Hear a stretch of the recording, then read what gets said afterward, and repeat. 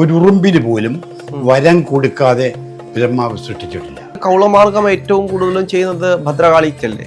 ഭദ്രകാളി പരാശക്തിയാണ്. 18 കൈകളുള്ള മഹാകാളിയാണ് ഭദ്രകാളി. ഭദ്രമെന്ന വാക്കിന്റെ അർത്ഥം തന്നെ സുഖം, ശാന്തി, സമാധാനം, ഐശ്വര്യം എന്നൊക്കെയാണ് ഭദ്രം. ആ പ്രപഞ്ചമാതാവ് ഇങ്ങനെയുള്ള ദുഷ്ടകർമ്മങ്ങൾക്ക് കൂട്ടുനിൽക്കുമെന്നോ അത് കാളി ഉപാസനയാണെന്നോ പറയുന്നവന് ഗുളംപാറ കൊണ്ടുവന്ന് അഡ്മിറ്റ് ചെയ്യണം. അപ്പം കൗളമാർഗം ശാക്തേയ മാർഗത്തിന്റെ ഒരു ഭാഗമേ അല്ല. കൗളമാർഗം ശാക്തേയ മാർഗത്തിന്റെ ഭാഗമേ അല്ല എന്ന് പറയാൻ പറ്റൂല. കാളി ദേവി, അപ്പൊ അത് ഭദ്രകാളിക്കല്ല ഇത് എത്തിപ്പെടുന്നത്. ഇത് ഭദ്രകാളി അമ്മയ്ക്ക് ഇതുമായിട്ട് ബന്ധമൊന്നുമില്ല. അമ്മ അസുരന്മാരെ കൊന്നൊടുക്കുമ്പോൾ ആ അസുരന്മാരുടെ മൃതശരീരങ്ങൾ തിന്നു തീർക്കുന്ന അപാര ശക്തിവിശേഷവും അപാര ശരീരവും വലിയ ശരീരവുമുള്ള ശക്തികളാണ് കൂളികൾ. ഈ കൂളിവാക പാർവതി ദേവിയുടെ ഒരു അവതാരമാണ് എന്ന് പറഞ്ഞു. പാർവതി എല്ലാം ദേവിയുടെ അംശമാണ്. സ്ത്രീ മാത്രമായിട്ടോ പുരുഷൻ മാത്രമായിട്ടോ ഒരു സൃഷ്ടിയോ സ്ഥിതിയോ സംഹാരമോ ഇല്ല. രണ്ടുപേരും കൂടെ കൂടിച്ചേർന്നാലേ നടക്കും. പിന്നെ പ്രകൃതിയും പുരുഷനും. മഹാദേവൻ എവിടെയുണ്ടോ അവിടെ പാർവതി ഉള്ളതുപോലെ, എവിടെ അഗ്നിയുണ്ടോ അവിടെ അഗ്നിദേവന്റെ ധർമ്മഭക്തിയായ സ്വാഹാദേവിയുമുണ്ട്. എല്ലാ മന്ത്രങ്ങളുടെയും അവസാനം സ്വാഹ പറയാറുണ്ടല്ലോ. ആദ്യം പ്രണവം ഓംകാരവും, അല്ലെങ്കിൽ ചില മന്ത്രങ്ങൾ നോക്കിക്കഴിഞ്ഞാൽ അവസാനം നമഹയായിരിക്കും. അതിന് കാരണം സ്വാഹയായിരിക്കും. അതിന് പറയാം. അത് നല്ല കാര്യം, നല്ല ചോദ്യം, ഇഷ്ടമായി എനിക്ക്. ഇത്തരത്തിലുള്ള അറിവുകളെല്ലാം ഇപ്പം വേദാന്തമാണെങ്കിൽ പോലും ഒരുപാട് ഉപനിഷത്തിലും മറ്റുള്ള കാര്യങ്ങളെല്ലാം എഴുതിയിട്ടുണ്ട്. പക്ഷെ ഇന്നത്തെ കാലത്തെ ആളുകൾ, ഭക്തജനങ്ങളാണെങ്കിൽ പോലും എന്തുകൊണ്ടാണ് ഈ അത്ഭുത സിദ്ധികൾക്ക് പുറകെ പോകുന്നത്? പൈസ ഉണ്ടാക്കണമെന്ന ആർത്തിയോട് കൂടിയുള്ളവർ മാത്രമേ ഈ അത്ഭുത സിദ്ധികളുടെ പുറകെ പോകൂ എന്നാണ് എൻ്റെ എളിയ അഭിപ്രായം. പോകരുത് അല്ല, പോകുന്നത് തെറ്റ് മാത്രമല്ല, വലിയ തെറ്റാണ്. ഈ മനുഷ്യജന്മത്തിൻ്റെ പാവനമായ ലക്ഷ്യസ്ഥാനത്തെത്തുകയേയില്ല. അവർ ഒരുപാട് അലയേണ്ടി വരും. ഉപനിഷത്തുക്കൾ വ്യക്തമാക്കുന്നത് അതാണ്. ഭൂമിയിൽ ജന്മം കൊണ്ടിട്ടുള്ള ഒരു ഉറുമ്പിന് പോലും വരം കൊടുക്കാതെ ബ്രഹ്മാവ് സൃഷ്ടിച്ചിട്ടില്ല. ഉറുമ്പിനുമുണ്ട് അതിൻ്റേതായ യോഗ്യതയ്ക്കും അർഹതയ്ക്കും അനുസൃതമായ ഒരു വരപ്രദാനം. അതാണ് സൃഷ്ടികർത്താവിൻ്റെ വൈഭവം എന്ന് പറയുന്നത്. ഉദാത്ത സൃഷ്ടി, അതായത് പുണ്യകർമ്മ 84 ലക്ഷത്തിൽ പരം ജന്മങ്ങളാണല്ലോ ഒരു ജീവാത്മാവിനുള്ളത്. ഭാഗവതം ഏകാദശം അത് വ്യക്തമാക്കുന്നുണ്ടല്ലോ. പല്ലി, പാറ്റ, കൊതുക്, ചെള്ള്, വണ്ട്, പട്ടി, പൂച്ച എന്ന കണക്കിന് ജനിക്കുകയും മരിക്കുകയും ജനിക്കുകയും ചെയ്തിട്ട് പുണ്യത്തിൻ്റെ അളവ് കൂടുമ്പോഴാണ് ഒരു ജീവാത്മാവ് ഒരു മനുഷ്യ സ്ത്രീയുടെ ഉദരത്തിൽ ജന്മം വരിക്കുന്നത് തന്നല്ലോ. അതിനാർക്കും തർക്കമില്ലെന്നാണ് എൻ്റെ വിശ്വാസം. അങ്ങനെയുള്ള നമ്മുടെ ഉദാത്ത, അതായത് ഈശ്വരൻ്റെ സ്വരൂപം തന്നെയായ മനുഷ്യൻ, അങ്ങനെയുള്ള ശ്രേഷ്ഠമായൊരു ജന്മം കൈവരിച്ചിട്ട് പരമമായ സുഖമെന്ന് പറയുന്ന അമൃതാനുഭവം പ്രദാനം ചെയ്യുന്ന, അഥവാ അമരത്വം പ്രദാനം ചെയ്യുന്ന മോക്ഷം, കൈവല്യപ്രാപ്തി, അത് കൈവരിക്കേണ്ടതിന് പകരം അമൃതകുംഭവും ഉള്ളിൽ വെച്ചുകൊണ്ട് ആരെങ്കിലും ഈ തോട്ടിലൊഴുകുന്ന അഴുക്ക് വെള്ളം കുടിക്കാൻ മുതിരുമോ? ഇല്ല. ഒന്ന് ആലോചിച്ച് നോക്കണം. അത് ബുദ്ധിയുടെ ഭാഗമാണോ? അല്ല. പക്ഷേ ഇത്തരത്തിലുള്ള ആളുകൾക്ക് കുറച്ച് ശക്തി ലഭിക്കുമ്പോഴേക്കും അവർ പണം ഉണ്ടാക്കും. അതെ, മറ്റുള്ളവരുടെ കർമ്മദോഷങ്ങൾ ഇടപെട്ട്. അതുകൊണ്ടാണ് ഞാൻ നേരത്തെ പറഞ്ഞത്, അവർ ഒരിടത്തും എത്തൂല. അവർ വാണ്ടർ ചെയ്യേണ്ടി വരും. ആ ജന്മം തന്നെ അർത്ഥശൂന്യമാകും, മിഥ്യയാകും, പാപഭംഗിലമാകും. പക്ഷെ ആ കർമ്മദോഷമുള്ള ആളുകൾക്ക് അതൊരു നല്ലൊരു കാര്യമായിരിക്കില്ല, അല്ലെങ്കിൽ അവർക്ക് ആ കർമ്മത്തിൽ നിന്ന് മുക്തി നേടാനുള്ള ഒരു അവസരമായിരിക്കില്ല അത്. ഒരിക്കലുമില്ല. അത് മുക്തിയുടെ മാർഗമല്ലല്ലോ ഇവർ സ്വീകരിച്ചിരിക്കുന്നത് കൗളമാർഗമാണ്. അങ്ങ് ഈ പറഞ്ഞ കാര്യം എന്നോട് ചോദിച്ചത് ദേവീപരമായ പല ഉപാസനാ മാർഗങ്ങളിൽ ഒന്നാണ് കൗളമാർഗം. ഈ കൗളമാർഗത്തിൽ മദ്യം, പിന്നെ മയക്കുമരുന്ന് പോലുള്ള ഈ ലഹരി പദാർത്ഥങ്ങൾ, ഇതെല്ലാം വച്ച് ദുർദേവതകളെ, ദേവി എന്ന് പറയാൻ എന്നെക്കൊണ്ട് എൻ്റെ നാവ് അനുവദിക്കുന്നില്ല, ദുർദേവതകളെ, ദുർശക്തികളെ ആവാഹിച്ച് ആ ദുർദേവതകളെ കൊണ്ട് താങ്ങൻ എന്താണോ ആഗ്രഹിക്കുന്നത് അതെല്ലാം നേടുന്നതിന് വേണ്ടി ഉള്ള പ്രക്രിയകളാണ്, അല്ലെങ്കിൽ കർമ്മങ്ങളാണ് ഇവർ അനുഷ്ഠിക്കുന്നത്. പക്ഷേ നമ്മൾ നോക്കിക്കഴിഞ്ഞാൽ കൗളമാർഗം ഏറ്റവും കൂടുതലും ചെയ്യുന്നത് ഭദ്രകാളിക്കല്ലേ? ഭദ്രകാളി പരാശക്തിയാണ്. ആളുകൾ തെറ്റായി ഇതിനെ വ്യാഖ്യാനിക്കുന്നതാണ്, ഒരു സംശയമില്ല. 18 കൈകളുള്ള മഹാകാളിയാണ് ഭദ്രകാളി.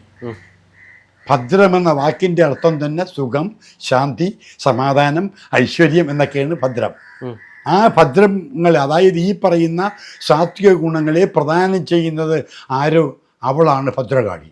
ആ പ്രപഞ്ചമാതാവ് ഇങ്ങനെയുള്ള ദുഷ്ടകർമ്മങ്ങൾക്ക് കൂട്ടുനിൽക്കുമെന്നോ അത് കാളി ഉപാസനയാണെന്നോ പറയുന്നതിൽ അവനെ ഊളംപാറ കൊണ്ടുവന്ന് അഡ്മിറ്റ് ചെയ്യണം. അപ്പം കൗളമാർഗം ഇത് ഞാൻ പറയൂ, ശാക്തേയ മാർഗത്തിന്റെ ഒരു ഭാഗമേ അല്ല. കൗളമാർഗം ശാക്തേയ മാർഗത്തിന്റെ ഭാഗമേ അല്ല എന്ന് പറയാൻ പറ്റൂല. കാളി ദേവി തമോ ഗുണപ്രധാനിയായ ദേവതയാണ്. അതായത് ദുഷ്ടതയെ ഇല്ലാതാക്കുന്ന, ഉന്മൂലനം ചെയ്യുന്ന ദേവതയാണ്. പാപകർമ്മങ്ങളെ, പാപികൾക്ക് തക്കതായ ശിക്ഷ കൊടുക്കുന്ന ദേവതയാണ്. ആ അമ്മ കൊന്നിടുന്ന അസുരന്മാരെ തിന്നുന്ന, അസുരന്മാരുടെ മൃതശരീരങ്ങൾ തിന്നുന്ന ശക്തികളെയാണ് പുരാണങ്ങളിൽ കൂളികൾ എന്ന് പറയും. കൂളികൾ. കൂളികൾ. ആ കൂളികൾക്കും ശക്തി ഉണ്ടെന്ന് അറിയുക. ചില സിദ്ധികൾ കാണുമല്ലോ. ഇപ്പം പരാശക്തിയായ അമ്മയുടെ കൂടെ നടക്കുന്ന ഉപദേവതമാർക്ക് നല്ല ശക്തിയാണ്. അവർക്ക് ഒരുപാട് ഭൗതിക നേട്ടങ്ങൾ ഉണ്ടാക്കാൻ പറ്റും. മോക്ഷമാർഗം വേറെയാണത്. ഇവർക്ക് ഭൗതിക നേട്ടങ്ങൾ ആ ദേവതമാർക്കും പറ്റും. അപ്പോൾ ആ ദേവതമാരെ ഉപാസിച്ച് അവരിഷ്ടപ്പെടുന്ന മാംസവും ഇത് പറയുന്ന ലഹരി പോലുള്ള സാധനങ്ങൾ കൊടുത്താൽ ഇത് ആരാണോ കൊടുക്കുന്നത് അവൻ ആഗ്രഹിക്കുന്ന ഭൗതിക സുഖങ്ങൾ ആ ശക്തി കൊടുക്കും. അപ്പൊ അത് ഭദ്രകാളിക്കല്ല ഇത് എത്തിപ്പെടുന്നത്. ഇത് ഭദ്രകാളി അമ്മയ്ക്ക് ഇതുമായിട്ട് ബന്ധമൊന്നുമില്ല. അമ്മയുടെ കൂടെ നടക്കുന്ന അമ്മ, ഞാൻ പറഞ്ഞില്ലേ, അമ്മ അസുരന്മാരെ കൊന്നൊടുക്കുമ്പോൾ ആ അസുരന്മാരുടെ മൃതശരീരങ്ങൾ തിന്നു തീർക്കുന്ന അപാര ശക്തിവിശേഷവും അപാര ശരീരവും വലിയ ശരീരവുമുള്ള ശക്തികളാണ് കൂളികൾ. ഈ കൂളിവാക പാർവതീ ദേവിയുടെ ഒരു അവതാരമാണ് എന്ന് പറഞ്ഞു. പാർവതി എല്ലാം ദേവിയുടെ അംശമാണ്. അതിലെങ്ങനെ തെറ്റു പറയാൻ പറ്റും? ഈ പ്രപഞ്ചത്തിലുള്ള സമസ്ത ജീവജാലങ്ങളും പക്ഷിമൃഗാദികളും വൃക്ഷലതാദികളും മനുഷ്യരും ഉൾപ്പെടെയുള്ള സകല ജീവജാലങ്ങളും പരാശക്തിയായ അമ്മയുടെ അംശങ്ങൾ തന്നെ. പരാശക്തിയായ ദേവിയുടെയും ദേവാദിദേവൻ എന്ന് പറയുന്ന മഹാദേവൻ്റെയും ശക്തികൾ തന്നെ. അതായത് സ്ത്രീജനങ്ങൾ, സ്ത്രീ വിഭാഗത്തിൽ, മനുഷ്യരെ മാത്രമല്ല മറ്റ് പക്ഷിമൃഗാദികളിലും സ്ത്രീകളുണ്ടല്ലോ. ഈ സ്ത്രീ വിഭാഗത്തിൽപ്പെട്ടതെല്ലാം പരാശക്തിയുടെ അംശവും പുരുഷ ജീവികളെല്ലാം തന്നെ മഹാദേവൻ്റെ അംശവുമാണ്. അത് രാമായണം പോലും നമ്മളെ പഠിപ്പിക്കുന്നതല്ലേ. സീത എല്ലാ സ്ത്രീകളുടെയും അംശമാണ്. സീതയുടെ അംശമാണ് എല്ലാ സ്ത്രീകളും, അല്ലേ? എല്ലാ പുരുഷന്മാരും രാമൻ്റെ അംശവുമാണ്. അതെന്താണ് അതിന് അങ്ങനെ പറയാൻ കാര്യം? സ്ത്രീ മാത്രമായിട്ടോ പുരുഷൻ മാത്രമായിട്ടോ ഒരു സൃഷ്ടിയോ സ്ഥിതിയോ സംഹാരമോ ഇല്ല. രണ്ടുപേരും കൂടെ കൂടിച്ചേർന്നാലേ നടക്കൂ. പിന്നെ എങ്കിൽ പ്രകൃതിയും പുരുഷനും. ഈ പ്രകൃതിക്ക് തന്നെ നമ്മൾ ഈ പറയുന്ന കാര്യങ്ങളൊക്കെ പ്രകൃതി വളരെ സന്തോഷത്തോടെ കേട്ടുകൊണ്ടിരിക്കുകയാണ്. ഈ പറയുന്ന ഓരോ വൃക്ഷലതാദികളും നമ്മൾ ഈ പറയുന്ന മധുരവാക്യങ്ങൾ കേട്ട് അവർ ശിരസ് കുലിക്കുകയാണ്. നമുക്ക് വേണമെങ്കിൽ പറയാൻ കാറ്റാണ് പിടിച്ച ഉലയ്ക്കുന്നത്, അതുകൊണ്ടാണ് വൃക്ഷച്ചില്ലകൾ ആടുന്നതെന്ന്. അതൊരു ഭൗതിക തലം മാത്രമാണ്. പക്ഷേ ആത്മീയമായ കാര്യങ്ങൾ കേൾക്കാൻ പ്രകൃതിക്ക് ഭയങ്കര ഇഷ്ടമാണ്. എന്നാൽ പ്രകൃതി ഒരു സ്വാർത്ഥമതിയുമാണ്. അതും കൂടി അറിയണം. സ്വാർത്ഥമതിയാകുന്നത് ഒരാൾ മോക്ഷമാർഗത്തിൽ സഞ്ചരിക്കുന്നുവെന്നിരിക്കട്ടെ. പ്രകൃതിയിലുള്ള സകല ജീവജാലങ്ങളെയും അമ്മയ്ക്ക് പൊന്നുപോലെയാണ് പ്രകൃതീശ്വരിക്ക്. ആരുടെയും ദേവന്മാരുടെ കയ്യിലേക്ക് വിട്ടുകൊടുക്കാൻ ദേവി ഇഷ്ടപ്പെടുന്നതേയില്ല. ദേവന്മാരുടെ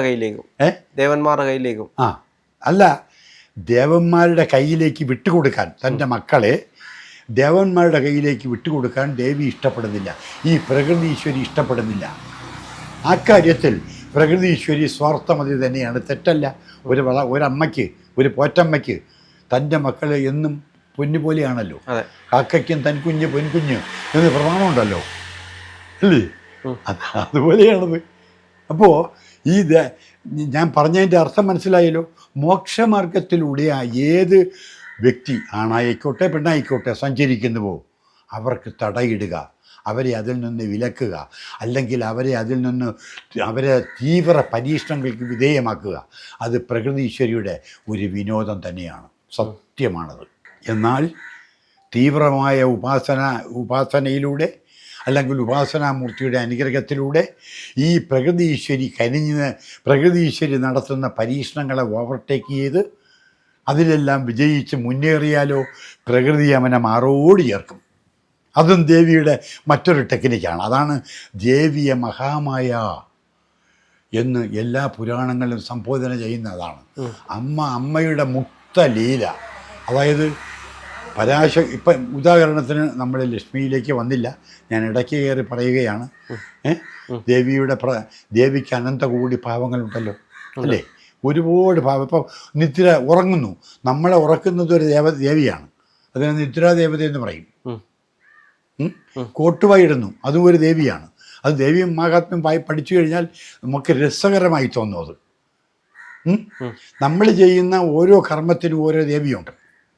ഇപ്പം നിലവിളക്ക് കത്തിക്കുന്നു, അവിടെ സാന്നിധ്യം ആരൊക്കെയാണ്? മഹാദേവനും ലക്ഷ്മി അല്ല, ഈ അഗ്നിദേവനും. മഹാദേവനാണ് അഗ്നി. അഗ്നി എവിടെയോ, മഹാദേവൻ എവിടെയുണ്ടോ അവിടെ പാർവതി ഉള്ളതുപോലെ എവിടെ അഗ്നിയുണ്ടോ അവിടെ അഗ്നിദേവന്റെ ധർമ്മഭക്തിയായ സ്വാഹാദേവിയുമുണ്ട്. എല്ലാ മന്ത്രങ്ങളുടെയും അവസാനം സ്വാഹ പറയാറുണ്ടല്ലോ. ആദ്യം പ്രണവം ഓങ്കാരവും, ഒരു മന്ത്രത്തിൻ്റെ ആദ്യ ഓങ്കാരവും അവസാന സ്വാഹാദേവിയും പറയാതെ ഒരു മന്ത്രവുമില്ല.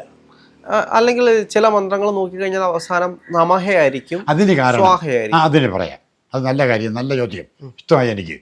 അതിന് കാരണം ഹോമങ്ങൾ ചെയ്യുമ്പോൾ, ഹോമങ്ങളോ യാഗങ്ങളോ ചെയ്യുമ്പോൾ, അഗ്നി കൂട്ടിയുള്ള കർമ്മങ്ങൾ ചെയ്യുമ്പോൾ സ്വാഹയും, ജപിക്കാൻ വേണ്ടി മാത്രമാണെങ്കിൽ മന്ത്രത്തിൻ്റെ അവസാനം നമഹയും ചേർക്കണം. അതാണ് അതിൻ്റെ വിധി. അത് എന്തുകൊണ്ടാണ് അങ്ങനെ ചെയ്യേണ്ടി വരുന്നത്? അല്ല, ഹോമം ചെയ്യുമ്പോൾ ഹോമദ്രവ്യങ്ങൾ ഹോമകുണ്ടത്തിൽ നമ്മൾ നിക്ഷേപിക്കുമല്ലോ, സമർപ്പിക്കുമല്ലോ ദേവതയെ സങ്കല്പിച്ച്. അപ്പോൾ അവിടെ സാന്നിധ്യം കൊള്ളേണ്ടത് അഗ്നിഭഗവാനും അഗ്നിഭഗവാന്റെ ധർമ്മഭക്തിയായ സ്വാഹാദേവിയുമാണ്. മറ്റത് അമ്മയെ ഞാൻ അവിടത്തേക്ക് അമ്മയ്ക്ക് വേണ്ടി അമ്മയുടെ പാദങ്ങളിൽ ഞാനിതാ നമിക്കുന്നു, നമോഭാഗം അർപ്പിക്കുന്നു. നമഹ എന്നുള്ളതിന് സംസ്കൃതത്തിൽ നമോഭാഗം എന്നാണല്ലോ അർത്ഥം.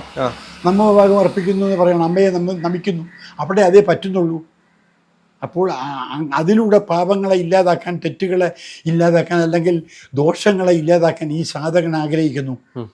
എന്നാൽ ഇപ്പം അങ്ങയുടെ കയ്യിൽ കാശുണ്ട്, കുറേ ഹോമദ്രവ്യങ്ങൾ വാങ്ങിച്ചിട്ട് സന്യാസിയായ എന്നെക്കൊണ്ട്, നമ്മുടെ സ്വാമിയെ കൊണ്ടൊരു ഹോമം നടത്തിക്കാമെന്ന് അങ്ങ് വിചാരിക്കുകയാണെങ്കിൽ എനിക്കവിടെ അവസാനം പറയേണ്ടത് നമകയല്ല, അങ്ങയുടെ ദോഷങ്ങൾ മാറ്റാൻ സ്വാഹാദേവിയും കൂടി പങ്കെടുപ്പിച്ച് അമ്മയുടെ സാന്നിധ്യം കൂടി അവിടെ ഉറപ്പിച്ചുകൊണ്ടാണ്, നമ്മൾ ഉറപ്പിക്കാൻ വേണ്ടിയാണ് സ്വാഹ എന്ന് പറയുന്നത്.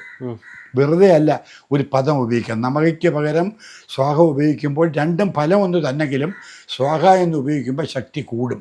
കാരണം അവിടെ സ്വാഹ എന്ന് വെറുതെ വിളിച്ചാലും അഗ്നിദേവൻ്റെ ധർമ്മഭക്തിയും പരാശക്തിയുടെ അംശവുമായ ദേവിയുടെ സാന്നിധ്യം അവിടെ ഉണ്ടായിരിക്കും, ഉറപ്പ്.